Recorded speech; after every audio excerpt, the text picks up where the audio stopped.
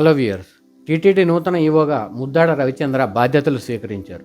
బాధ్యతలు స్వీకరించిన సందర్భంగా ముద్దాడ రవిచంద్ర మీడియాతో మాట్లాడుతూ టీటీడీలో పనిచేస్తున్న సీనియర్ అధికారులు, అర్చకులు, భక్తుల సలహాలతో ఆలయాన్ని మరింత అభివృద్ధి చేస్తానని, భక్తుల మనోభావాలు దెబ్బతినకుండా పనిచేస్తానని తెలిపారు. తిరుమల లడ్డూ ప్రసాదం విషయంలో వివాదాలు తలెత్తిన నేపథ్యంలో టీటీడీ ఈవోగా ఉన్న అనిల్ సింఘాల్ను ప్రభుత్వం బదిలీ చేసింది. ఆయన ప్లేస్లో ముద్దాడ రవిచంద్ర వచ్చారు. నార్మల్గా అయితే టీటీడీ ఈవో నియామకం కానీ, బదిలీలు కానీ సాధారణ బదిలీలు గానే చూడొచ్చు. కానీ ప్రస్తుత పరిస్థితి వేరు. సాధారణంగానే టీటీడీ ఈవో అంటే బాధ్యతలు ఎక్కువగా ఉంటాయి. అలాంటిది ప్రస్తుత పరిస్థితుల్లో కత్తి మీద సాము అని చెప్పవచ్చు. అందుకే ఈ నియామకానికి ప్రాధాన్యం ఏర్పడింది. ఇక ముద్దాడ రవిచంద్రకు చాలా సమర్థవంత అధికారిగా ఆయన సర్కిల్లో పేరుంది. ఆయన గురించి గతంలో ఆయన పనిచేసిన కరీంనగర్, రంగారెడ్డి, తూర్పుగోదావరి తదితర జిల్లాల్లో ఇప్పటికీ చెప్పుకుంటారు కూడా. తన కెరీర్లో చిన్నపాటి మచ్చ లేకుండా ఈ స్థాయికి వచ్చారు. ప్రస్తుతం సర్వీస్లో ఉన్న మోస్ట్ టాలెంటెడ్ సివిల్ సర్వీసెస్ అధికారుల్లో ఒకరిగా పేరు తెచ్చుకున్నారు ముద్దాడ రవిచంద్ర గారు.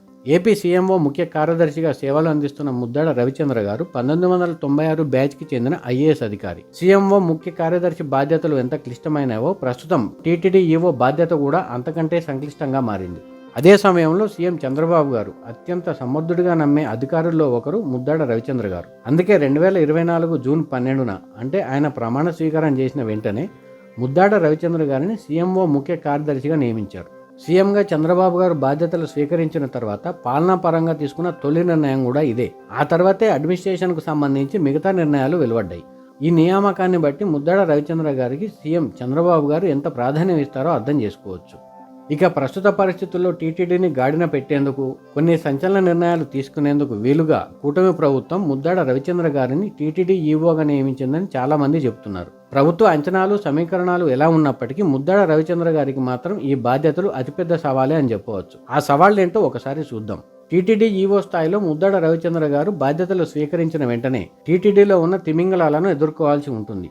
ఆ తిమింగలాలు అవినీతి తిమింగలాలని చెప్పలేం, కానీ వృద్ధ జంబుకాల మాదిరిగా తిరుమల తిరుపతిలో దశాబ్దాల తరబడి పాతుకుపోయిన వారనే అర్థం. అలాంటి వారిని నియంత్రించాల్సిన అవసరం ఉంటుంది. ఇక అలాంటి తిమింగలాలు కొందరే ఉన్నప్పటికీ టీటీడీలోని ప్రతి శాఖలో క్రమశిక్షణ లేని కొంతమంది అధికారులు, సీనియారిటీని అడ్డుపెట్టుకుని తప్పించుకునే మొసళ్ళు చాలానే ఉన్నాయి. ఏమాత్రం ఏమరపాటుగా ఉన్నా తప్పుదోవ పట్టించే పాత్రదారులకు కూడా కొదవలేదు. ఇక తిరుమల ప్రతిష్టను దెబ్బతీసేలా, అంటే తిరుమలకు అపప్రద తెచ్చేలా, అదే సమయంలో ప్రభుత్వానికి కానీ అధికారులకు కానీ అపప్రద తెచ్చేలా చాలా మంది ప్రయత్నిస్తూనే ఉన్నారు. ఉద్దేశపూర్వకంగా అన్యమత ప్రచారాలు చేసేవారు కూడా కొందరు కాచుకొని కూర్చుని ఉంటారు. అదే సమయంలో తిరుమలలో అసాంఘిక కార్యకలాపాలు జరుగుతున్నాయని చెప్పే విధంగా కూడా చాలా మంది ప్రయత్నిస్తూనే ఉంటారు. వాటిని అరికట్టాలంటే భద్రతాపరంగా పటిష్టమైన చర్యలు తీసుకోవడంతో పాటు వ్యవస్థలో పాతుకుపోయిన కొన్ని నిర్లక్ష్యపు విధానాలను కూకటి వేళ్లతో సహా పెకిలించాల్సిన అవసరం ఉందనేది సర్వత్రా వ్యక్తమవుతున్న అభిప్రాయం. ఇక్కడే మరొక ముఖ్యమైన విషయం ఏంటంటే, గతంలో కొంతమంది, అంటే ప్రభుత్వాల సపోర్టు కావచ్చు, టీటీడీలో ఉన్న కొంతమంది ఉన్నతాధికారులు లేదా పాలకవర్గంలో ఉన్న కొంతమంది సభ్యుల అండతో టీటీడీకి వాంటెడ్లీ అపప్రద తెచ్చిన వారి సంఖ్య కూడా ఎక్కువే. ఈ పరిస్థితుల్లో టీటీడీలో నిబంధనలను అమలు చేయడం ఎంత ముఖ్యమో అలాంటి వారిపై ఒక కన్నేసి ఉంచడం కూడా అంతే ముఖ్యం. ఇదంతా ఒక ఎత్తు అయితే, తిరుమల లడ్డు విషయం మరొక ప్రధానమైన అంశం. తిరుమల లడ్డు ప్రసాదం కల్తీ విషయంలో సిట్ నివేదిక ఎలా ఉన్నప్పటికీ, రాజకీయ అంశాలు ఎలా ఉన్నప్పటికీ దేశవ్యాప్తంగా హిందువుల మనోభావాలు దెబ్బతినే పరిస్థితి వచ్చింది. వీటన్నిటిని గాడిలో పెట్టేందుకే ముద్దాడ రవిచంద్ర గారిని ప్రభుత్వం ఈ పదవిలో నియమించిందని కూడా చెప్తున్నారు. అదే సమయంలో ముద్దాడ రవిచంద్ర గారు ఇప్పుడు ఇలాంటివి చేయకపోతే సమీప కాలంలో ఎవరూ చేయలేరనే చర్చ కూడా సివిల్ సర్వీసెస్ అధికారుల్లో ఉందంటే ఆయనపై తోటి సివిల్ సర్వీసెస్ అధికారులకు ఎలాంటి నమ్మకం ఉందో అర్థం చేసుకోవచ్చు. అయితే ముద్దాడ రవిచంద్ర గారిపై అంత నమ్మకానికి ఉన్న కారణాలేంటో కూడా మనం ఇక్కడ చూద్దాం.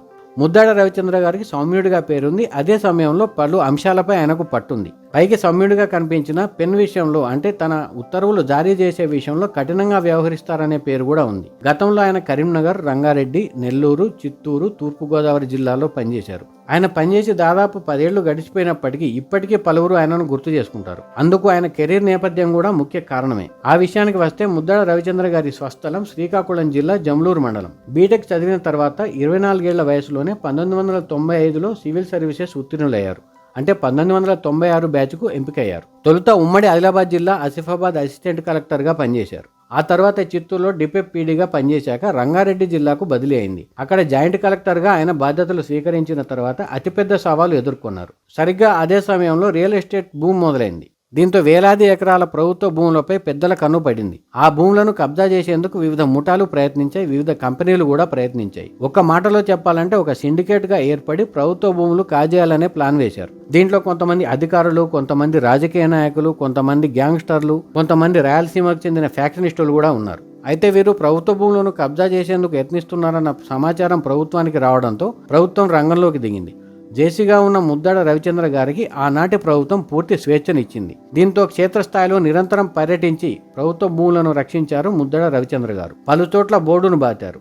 కొన్ని చోట్ల ప్రభుత్వం సర్వే చేసేందుకు యత్నిస్తే కొంతమంది ఉద్దేశపూర్వకంగా అడ్డుకునే ప్రయత్నం చేశారు. వాటన్నింటినీ తట్టుకుంటూనే ముద్దాడ రవిచంద్ర గారు ప్రభుత్వ భూములను సంరక్షించారు. ఇక భవిష్యత్తులో రికార్డులు మార్చకుండా కూడా భద్రపరిచారు. ఆ చర్యలతో కొంతమంది నాయకులు ముద్దాడ రవిచంద్ర గారిపై బెదిరింపులకు కూడా దిగారు. మరికొందరైతే సీమ ముఠాల పేరుతో డైరెక్ట్గా బెదిరింపులకు దిగారు కూడా. అయితే ఆ బెదిరింపులకు, ఒత్తిళ్లకు తలొగ్గని ముద్దాడ రవిచంద్ర గారు ప్రభుత్వ భూములను కాపాడేందుకు మరింత దూకుడుగా వెళ్లారు. ప్రస్తుతం రంగారెడ్డి జిల్లాలో ప్రభుత్వ భూములు కనీసం ఆ మాత్రమైనా మిగిలి ఉన్నాయంటే అందుకు ముద్దాడ రవిచంద్ర గారి లాంటి అధికారులే ముఖ్య కారణం. ఒకవేళ అలాంటి అధికారులే గనుక లేకపోతే ఈ పాటికి ప్రభుత్వ భూములన్నీ ప్రైవేట్ పరమయ్యాయి, అక్కడ కబ్జాలకు గురవడంతో పాటు నిర్మాణాలు కూడా జరిగేవి. అంతేకాదు ఆనాడు ముద్దాడ రవిచంద్ర గారు కొంతమంది అధికారుల సహకారంతో తీసుకున్న నిర్ణయాలు ప్రభుత్వ భూముల పరిరక్షణకు సంబంధించి ప్రభుత్వాన్ని కదిలించాయి. ప్రభుత్వ భూముల పరిరక్షణకు సంబంధించి ఆనాటి ప్రభుత్వం పూర్తి విధి విధానాలకు రూపకల్పన చేసింది కూడా. ఆ తర్వాతే రాష్ట్ర వ్యాప్తంగా ఉన్న ప్రభుత్వ భూముల పరిరక్షణకు జిల్లా స్థాయిలో కార్యాచరణ మొదలైంది. ఇక ఆ తర్వాతి కాలంలో ముద్దాడ రవిచంద్ర గారు నెల్లూరు కలెక్టర్గా వెళ్లారు. చిత్తూరు, తూర్పుగోదావరి జిల్లాలోనూ పనిచేశారు. ఆ తర్వాత పొల్యూషన్ కంట్రోల్ బోర్డు సెక్రటరీగా, హెల్త్ మిషన్ ఎండీగా కూడా చేశారు. ఇక కమిషనర్ హోదాలో కొన్నాళ్లు పనిచేశాక ఆర్థిక శాఖ స్పెషల్ సెక్రటరీగా, గిరిజన సంక్షేమ శాఖ కార్యదర్శిగా, వైద్య ఆరోగ్య శాఖ కార్యదర్శిగా కూడా చేశారు. కోవిడ్ సమయంలో వైద్య ఆరోగ్య శాఖ కార్యదర్శిగా ఉన్న ముద్దాడ రవిచంద్ర గారు చేసిన సేవలు అసామాన్యమని చెప్పవచ్చు. ఆ తర్వాత మళ్ళీ ఆర్థిక శాఖకు బదిలీ అయినప్పటికీ కొన్నాళ్ల పాటు సెలవులో వెళ్లారు. అందుకు రాజకీయ కారణాలు కూడా ఉన్నాయని చెప్తారు, అది వేరే విషయం. ఇక ఏపీలో చంద్రబాబు గారి ప్రభుత్వం అంటే కూటమి ప్రభుత్వం అధికారంలోకి రాగానే సీఎం చంద్రబాబు గారు ఏరుకోరి మరీ ముద్దాడ రవిచంద్ర గారిని సీఎంఓకు పిలిపించుకున్నారు. సీఎంఓలో బాధ్యతలు చేపట్టడం అంటే అంత ఆషామాషీ కాదు. అన్ని శాఖలపై పట్టుంటేనే సమర్థవంతంగా బాధ్యతలు నిర్వర్తించవచ్చు. ముద్దాడ రవిచంద్ర గారు అదే చేశారు. అందుకే నేటికి సివిల్ సర్వీసెస్ అధికారుల్లో ముద్దాడ రవిచంద్ర గారికి ఒక ప్రత్యేకమైన గుర్తింపు ఉంది.